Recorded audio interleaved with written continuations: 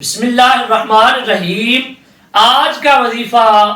ان ناظرین کے لیے جو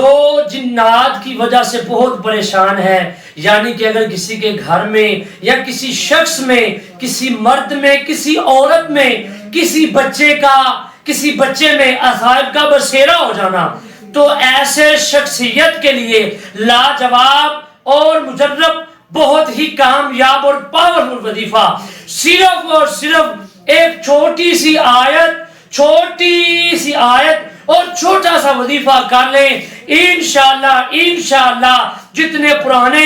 یا جتنے ہیوی جنات ہوں گے وہ اس مرد عورت بچے سے نکل جائیں گے، چلے جائیں گے۔ یقین مانے یہ والا وظیفہ، یہ والا عمل کوئی رات کو اٹھ کے کرنا نہیں، کوئی صبح نہیں، کوئی پابندی نہیں، صرف اور صرف آپ نے کیا کرنا ہے، دن کے وقت جب مرضی کر لیں، دوپہر کو کر لیں، یاد رہے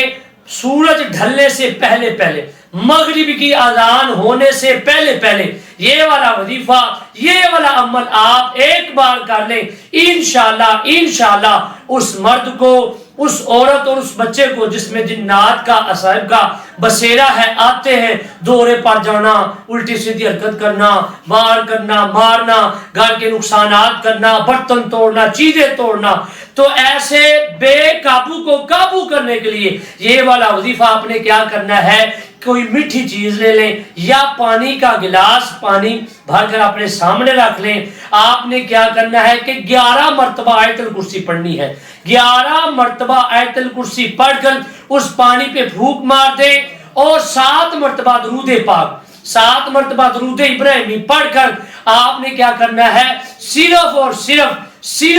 21 مرتبہ آپ نے کیا کرنا ہے، یہ والی آیت پڑھنی ہے کہ سبحان ربک رب العزت عما یصفون وسلام علی المرسلین والحمدللہ رب العالمین۔ پھر 3 مرتبہ درود ابراہیمی پڑھ کر پانی پہ دم کر کے اس مریض کو، بچہ ہو، بڑا ہو، عورت ہو، مرد ہو، اس کو پلا دیں۔ انشاءاللہ وہ بچہ، وہ مرد، اور جو بھی ہوگا وہ فیض پا جائے گا۔ جزاک اللہ الخیرہ۔